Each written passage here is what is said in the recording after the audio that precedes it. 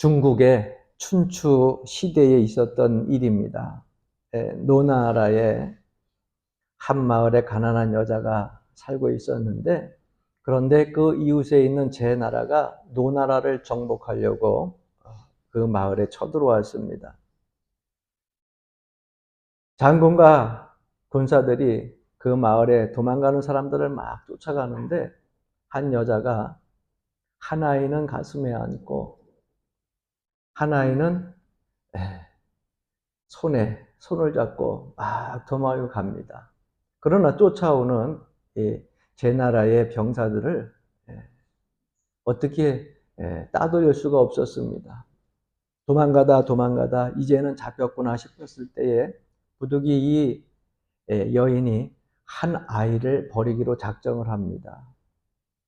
그래서 분명히 손잡고 가던 아이를 버리고 품에 안은 아이를 아마 안고 뛸 것이다 생각을 했는데 의외의 상황이 벌어지게 됩니다.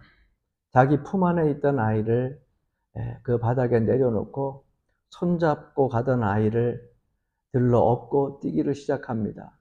그러나 얼마 못 가서 결국 장군과 군사들에게 잡히게 됩니다.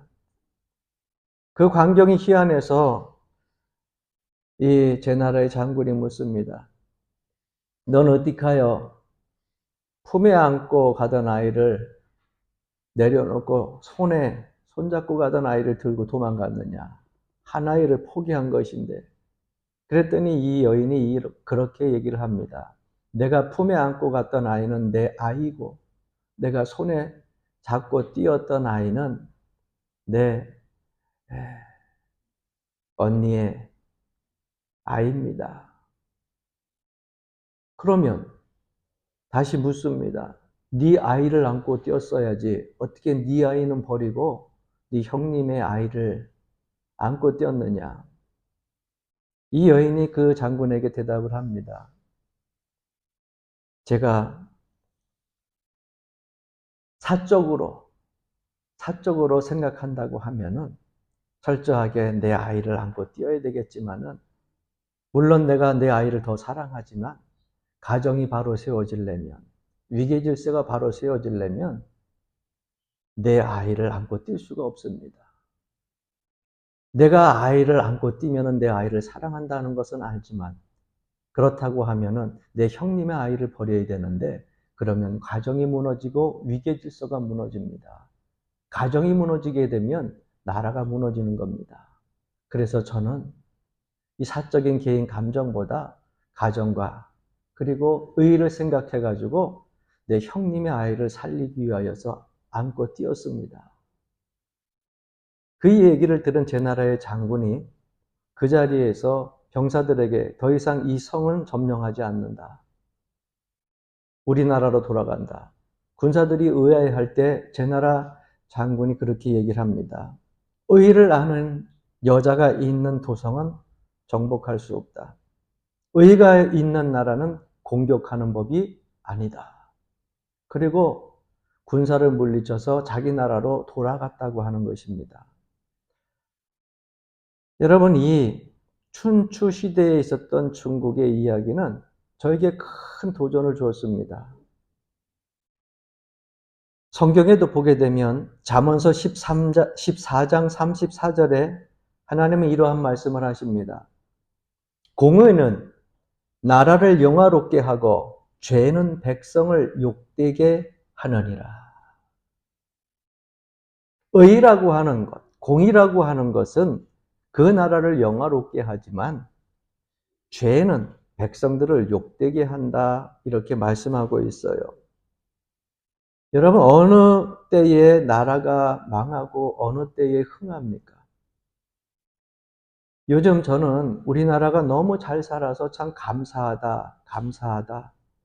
참 하나님이 축복해 주셔서 우리의 삶이 참 너무나 수십 년 전보다 윤택해졌고 세계 많은 사람들이 부러워하는 나라가 됐다.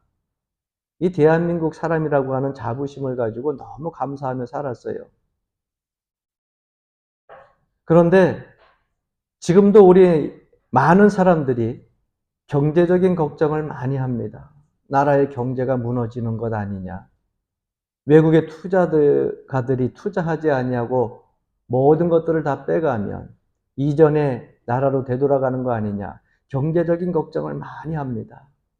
그런 경제적인 걱정을 많이 하는데 사실 우리나라는요, 이미 10손가락 안에 꼽히는 정도로 잘 사는 나라가 되었어요.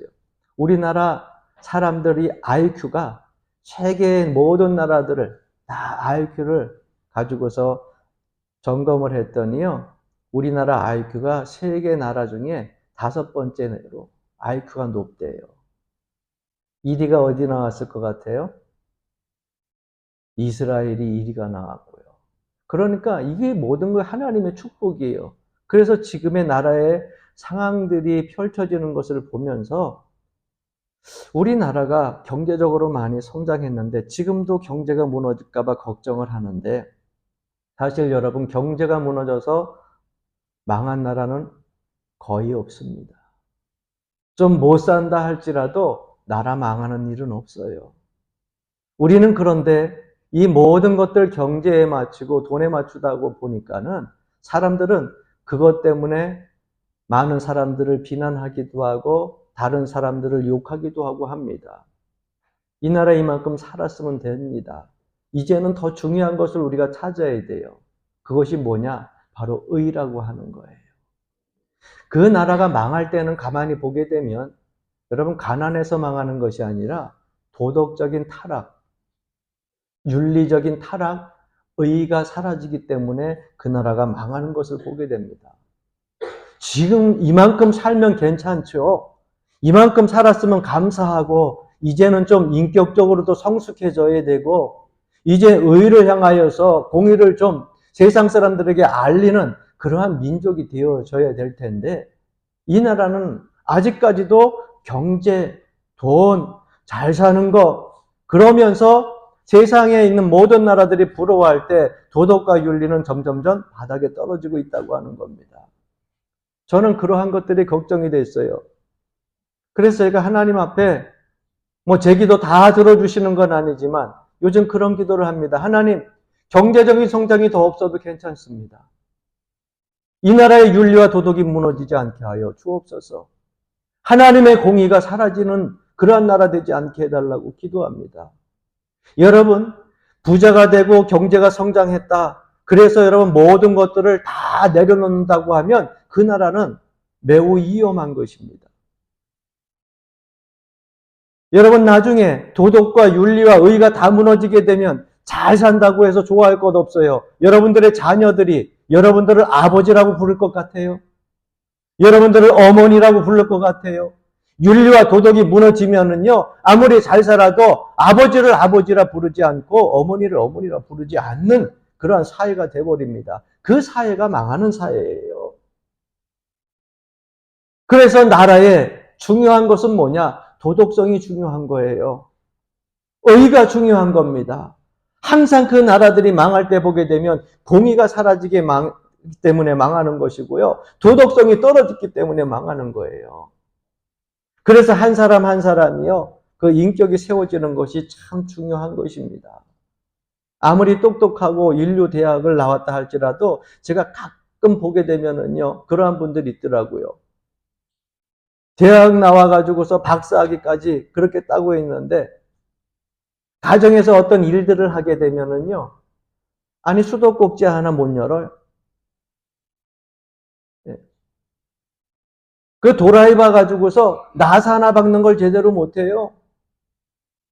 형광등 가는 거 하나 제대로 못해요. 인류대학 나오면 뭐합니까? 자그마한 그 사소한 것도 못하는데. 여러분, 우리 이 땅이 아무리 잘 살아도요. 정직과 의가 사라지게 되면 이 나라는요. 하나님께로부터 계속해서 복을 받고 있는 나라라 우리가 자부할 수 없습니다. 경제적으로 성장한 만큼 나라의 도덕도 그 수준이 올라가야 되고 할렐루야. 의도 그 수준이 올라가야 되고 한 사람 한 사람 그 나라의 백성들의 인격도 올라가야 그 나라가 하나님의 복을 받은 나라라고 할 수 있는 겁니다. 성경에 보게 되면 하나님은 잘 사는 사람 찾지 않았습니다. 하나님은 똑똑한 사람 찾지 않으셨어요. 하나님이 찾는 사람은 공의를 찾는 사람을 찾았어요. 의로운 사람을 찾았다고 하는 겁니다. 우리는 번영과 경제, 성장, 성공, 성취 이러한 것들에 관심을 가지고 있지만은요. 하나님의 관심은 우리의 시각과 달라요. 이 사람이 의로운 사람인가? 불의한 사람인가? 이 사람이 거짓된 사람인가? 정직한 사람인가? 하나님의 관심은 거기에 있습니다. 그래서 성경을 우리가 쭉 구약 성경부터 신약 성경까지 다 읽어보게 되면 부유한 사람 하나님이 찾으셨습니까? 똑똑한 사람 찾으셨습니까? 아니죠. 의로운 사람 찾으셨잖아요. 믿음이 있는 한 사람을 찾으셨잖아요. 정직한 자를 찾으셨잖아요. 오늘 이 시대에 하나님이 그러한 사람들을 찾고 있다고 하는 것입니다. 저는 그 찾는 한 사람이 우리 교회 성도 한 사람 한 사람이길 주의 이름으로 간절히 축원합니다. 의가 무너지면 안 돼요. 우리나라에도 좋은 전설이 이야기가 내려오고 있는데 옛날 어머니에게 아주 효성이 지극한 한 왕이 있었습니다. 이 백성들을 잘 다스리고 그리고 법을 잘 지키는 그러한 왕이었어요. 그래서 모든 백성들이 이 공의로운 왕을 늘 존경하고 따랐습니다. 그런데 어느 날 한 여인이 잡혀왔어요. 보니까 다름 아닌 왕의 어머니였어요. 그 왕의 어머니가 죄를 짓고 잡혀와가지고서 왕 앞에 무릎을 꿇었습니다. 어머니지만 주변의 모든 신하들이 이 죄는 태형 40대입니다. 우리 법에 의하면 태형 40대입니다. 왕인을 고민할 때 주변에 많은 신하들은 과연 공의로운 왕이 우리 이 백성을 잘 다스리고 법을 잘 지키던 왕이 과연 어떻게 이 법에 판단을 내릴까? 다 왕의 입에 시선을 모았습니다. 곰곰이 생각했던 왕은 그 밑에 있는 신하들에게 이야기를 합니다. 법은 법이니 저 여인을 나무에 묶고 태형 40대를 가하라. 그리고 그 여인을 묶고 태형을 40대를 가하려고 할 때 갑자기 왕은 자리에서 일어나가지고 자기의 용포를 벗고 가서 그 어머니를 끌어안습니다. 말대로 태형 40대를 다 칠 때 어머니는 맞지 않았지만 그 어머니를 끌어안고 있는 왕은 신하들에게 40대의 매를 다 맞고 내려오게 됩니다. 등에 피가 철철철 흐르는데 그런데 그 신하들은 그 모습을 보고 의도 지키고 법도 지키고 효성도 지켰기에 그 후로 그 왕을 더 잘 따랐다고 하는 거예요. 여러분 오늘 본문 말씀을 보십시오. 이 성을 두루다니면서 공의를 구하는 한 사람을 만나라. 그 한 사람만 찾으면 그 한 사람으로 인하여서 이 모든 성을 다 사하여 주리라. 하나님의 말씀입니다. 여러분 우리가 역사적으로 잘 아는 대로 소돔과 고모라가 망한 이유는요. 경제 때문에 망한 게 아니잖아요. 소돔과 고모라가 망한 것이 무엇 때문에 망했습니까? 도덕적인 타락 때문에 망했어요. 요즘으로 우리가 이야기하는 호모섹스, 남색, 뿐만 아니라 동물 간의 그러한 섹스, 아주 윤리와 도덕이 다 무너진 시대가 바로 그 소돔과 고모라였어요. 그래서 하나님이 보다 못해가지고 그 소돔과 고모라를 멸망시키기로 작정하신 거예요. 물질의 문제가 아니었어요. 의의 문제였어요. 도덕적인 문제였어요. 그런데 그 소식을 누가 듣게 됩니까? 아브라함이 듣게 돼요. 그곳에 조카 롯이 살고 있는데. 그래서 아브라함이 하나님의 사다를 붙잡고 이야기를 합니다. 그곳에 의인 50명이 있으면 멸망시키지 않겠습니까? 그래 내가 그러면 45명, 아무래도 45명. 그것도 안 될 것 같으니까 40명, 30명, 20명, 몇 명까지?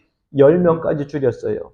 그 당시에 소돔 고모라에서 사는 그 인원은 5만 명이 넘었어요. 5만여 명이 넘었으니까 요즘 우리 생각해 보게 되면 우리 가평군 인원 정도 생각하시면 돼요. 이 많은 인원 중에 10명까지 줄였어요. 그 10명만 있어도 그 성을 멸하지 않겠다. 그러면 한 명만 있어도 멸하지 않겠다. 하나님이 안 들어주셨을까요? 아브라함이 조금 한 명이라도 이렇게 얘기할 걸 나중에 후회하지 않았을까? 제 개인적인 생각을 해봐요. 한 사람만 있어도 하나님 그 한 사람 때문에 성을 멸망시키지 않았을 거예요. 그것이 하나님의 긍휼이고 풍성하신 사랑이거든요. 왜 사도 바울 때문에 사도 바울에 탄 그 배에 있는 모든 광풍을 만난 사람들이 다 살았잖아요. 마찬가지예요. 소돔과 고모라에 한 사람의 의인만 있어도요 망하지 않았을 거예요. 그런데 소돔과 고모라는 어떻게 됩니까? 하나님의 심판으로 멸망하게 됩니다. 그 이유는 뭐예요? 단 한 사람의 의인도 없었다는 거예요. 목사님, 롯이 있었잖아요. 롯의 가정은 구원받았잖아요. 롯이 의인이라서 안 망한 것이 안 건진받은 것이 아니라 아브라함의 기도 때문에 건진받은 거예요. 아브라함의 중보 때문에 피신을 할 수 있는 기회를 얻게 된 거예요. 그러면 여러분, 의인 10명이 왜 중요하고 의인 1명이 왜 중요하냐? 한번 따라해 봅시다. 의인이 있으면 소망이 있다. 여러분, 의인이 있으면 소망이 있기 때문에 그래요. 왜? 하나님은 의인을 찾으시기 때문에 의인 한 사람을 보게 되면 그 가정을 붙들어 주시고 의인 한 사람을 보면 그 지역을 붙들어 주시고 의인 한 사람을 보면 그 나라를 붙들어 주시기 때문입니다. 그래서 의인 한 사람이 중요하고 의인 10명이 중요한 거예요. 노아 홍수 때에는 얼마나 많은 사람들이 죽었습니까? 창세기 6장 3절 말씀에 보게 되면 나의 영이 영원한 사람과 함께하지 아니하리니 이는 그들이 육신이 됨이라 이렇게 말씀하고 있는데 여러분 그들이 육신이 된다라고 하는 말씀은 무엇이냐? 사람이요. 영적인 그런 하나님의 형상을 지음받은 사람들이 고기 덩어리만 되어서 남아있다는 거예요. 살아있으나 산 게 아니에요. 짐승과 똑같다는 거예요. 동물과 똑같다는 거예요. 영적으로 하나님과 교제되어지지 않는 그러한 사람들, 그러한 죽은 사람들로 육체만 가지고 살아가는 모든 사람들을 하나님이 이 땅에서 다 쓸어버리시겠다는 거예요. 그것이 노아 홍수 시대의 사건입니다. 하나님의 계산법이 가만히 보니까 있는 것 같아요. 소돔과 고모라에 한 5만여 명이 그곳에 살고 있었는데 10명만 돼도 멸망하지 않겠다. 그래서 이렇게 계산을 해보니까 10대 5만이야. 10대 5만. 그러면 5만 명 중에 10명만 의인이 있으면 된다는 거예요. 그럼 50만 명이면 몇 명일까요? 아유, 머리 아파. 100명.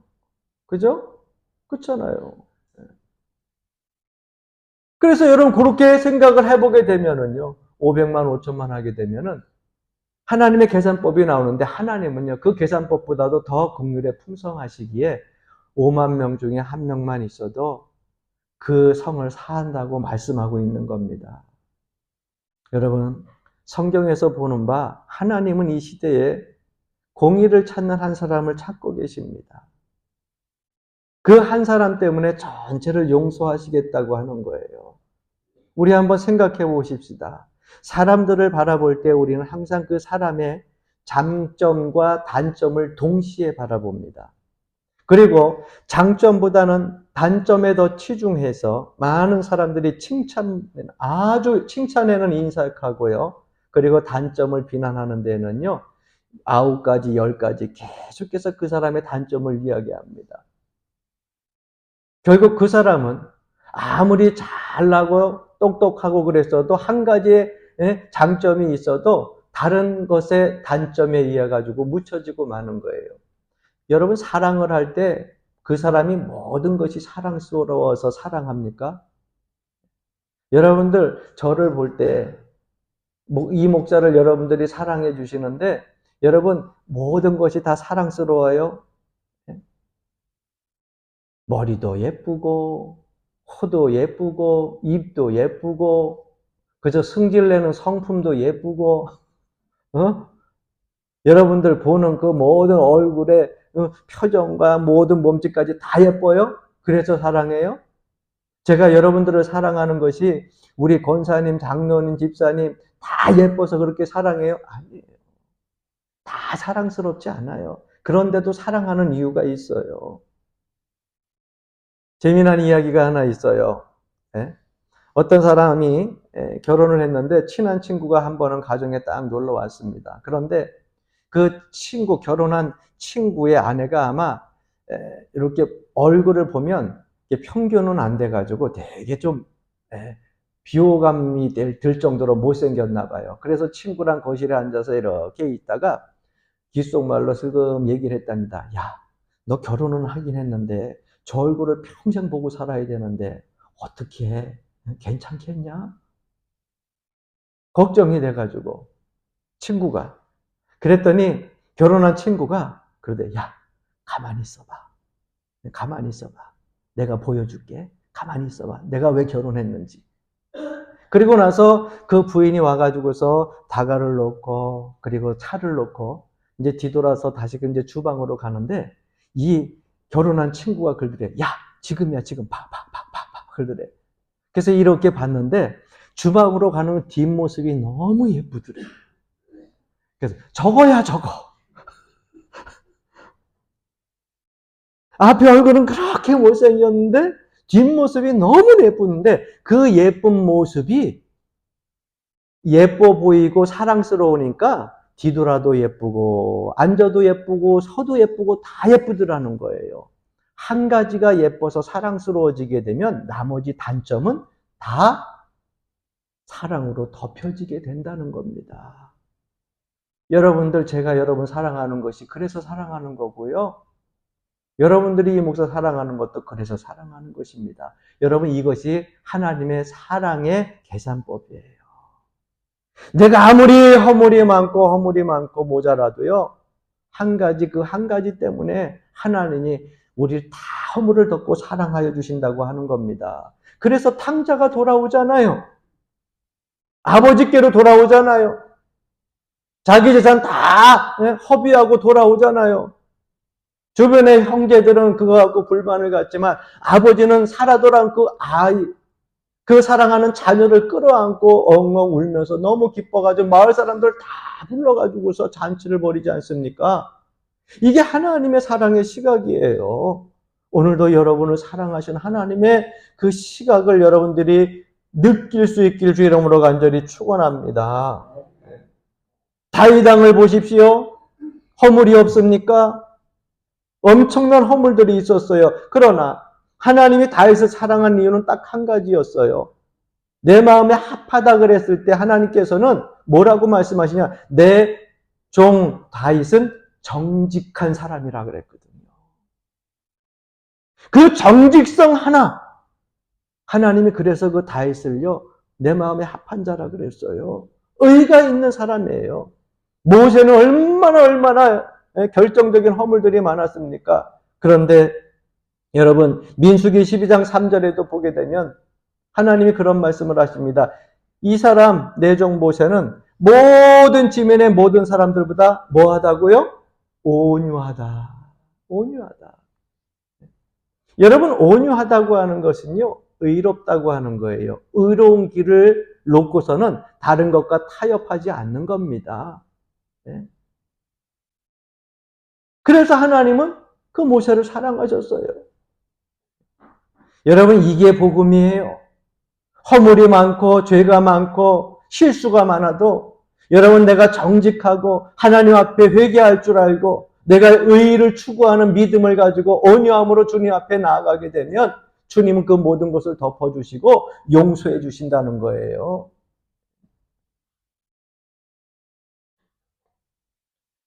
꽤 오래전에 서울에서 부목사로 시절에 중국을 선교 여행을 한 2번 정도 다녀온 적이 있어요. 지금은 이제 고인이 되셨지만은 이제 김홍도 목사님을 모시고서 부목사 한 3명 더불어 가지고서 중국에 가서 예배를 드리는데 뭐 심천도 그렇고 위에도 그렇고 또 심양 뭐 하여튼 다니는 곳곳에 가서 예배를 드리는데 그곳에 가서 참 놀라운 사실 하나를 느낀 것이 뭐냐면 얼마나 많은 사람들이 모였는지 몰라요. 얼마나 많은 사람들이 모이는데 별것 아닌 그러한 소소한 악기 가지고서 찬송을 하는데도 제자리에서 찬송을 하지 아니하고 젊은이부터 어른들까지요. 엉충엉충 뜁니다. 그래서 그 아래 1층에서 예배를 드려야 되는데 예배당이 차가지고 위에 스크린으로 싸가지고 2층으로 올라갔는데요. 2층에 올라갔더니요. 창고야. 그런데 스크린 하나만 있어요. 사람들이 그냥 돗자리 깔아놓고 거기 앉지도 않고 다 서서 예배를 드립니다. 그곳을 찾아가가지고서 예배를 드립니다. 다른 사람들이 와가지고 있으니까 여기저기에다가 이미 자기 가방들을, 왜 은혜 받을 자리에다 가방들을 다 갖다 놓고서 은혜 받으려고 늦게 온 사람들은 자리에 앉지도 못해요. 좀 보기는 좀 그랬지만은 그 마음들이 너무 기특하잖아요. 은혜 받으려고 하는 자를 미리미리 가서 찾으려고 하는 거. 그들이 은혜 받으려고 하는 그런 마음들이 얼마나 간절합니까? 좀 이기적인 것 하지만, 적인 것 같지만은 하나님의 축복을 받고 하나님의 은혜를 받으려고 하는 그 열정은 누구 못지 않았다고 하는 겁니다. 사람들이 볼 때는 좀 눈살 찌푸릴 수 있는 그러한 일들임에도 불구하고 그게 덮어지는 거예요. 왜? 하나님의 축복 받겠다고, 은혜의 자리에 앉겠다고 그렇게 애를 쓰는데 좀 이기적이면 어떻습니까? 좀 개인적이면 어때요? 내가 먼저 은혜 받겠다는데 여러분 하나님의 은혜를 받는데 뭘 양보를 합니까? 하나님의 축복을 받는데 뭘 양복을 합니까? 여러분 야곱이 허물이 참 많은 사람이었잖아요. 그런데 사기꾼이라고 하는 이름이었는데 그 야곱이 한 가지 하나님 앞에 사랑받은 모습이 있어요. 그것이 뭐예요? 하나님의 축복은 내가 어떻게 해서든지 받겠다. 내 머리 터져서라도 받겠다. 어머니 자궁에서부터 머리 터지게 먼저 싸우다 침에 밀려가지고 애서가 조금 셌어. 그래서 결국은 뒤늦게 나왔지만 여러분 그 남은 인생은 어땠습니까? 팥죽 한 그릇부터 시작해가지고 고생하지만 그의 목적은 하나님 앞에 축복받는 거예요.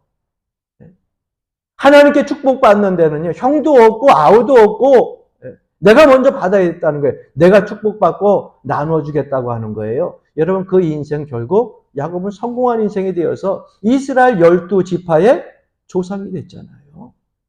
여러분 은혜 받는 것에 대해서는 축복받는 것에 대해서는 양보하지 마시기를 바랍니다. 아브라함도 허물이 많았던 사람이었어요. 그러나 그 의를 하나님께서 축복하신 겁니다. 야곱도 허물이 많은 사람이었어요. 그러나 하나님께 축복받겠다고 하는 그 열정과 그 정직함을 하나님께서 보시고요. 모든 허물들은 다 덮어주시고 축복해 주셨어요. 이 시대에 하나님은 이제 공의로운 자, 의로운 사람 한 사람을 찾습니다. 오늘도 성경은 말합니다. 그 의로운 한 사람을 찾으라. 그러면 이 온 성을 사하리라. 나라가 시끄럽고 어려울 때입니다. 저는 여러분, 기독교인들 한 사람 한 사람이 의로운 사람이 되어져 가지고 하나님이 찾으시는 한 사람이 되어져 가지고 그 지역이 바뀌고 변하고 의로운 사람 한 사람이 하나님께로부터 찾아져 가지고 이 나라가 은혜 가운데 다시금 회복되어야 될 줄로 믿습니다. 모쪼록 여러분들에게 기도하고 간구하기는 여러분들을 인하여서 가정이 다시 살아나기를 바랍니다. 여러분들을 인하여서 이 지역이 다시 회복되어지기를 원합니다. 여러분들 한 사람을 통하여서 이 민족이 다시 하나님의 은혜 가운데 세워지기를 주의 이름으로 간절히 축원합니다.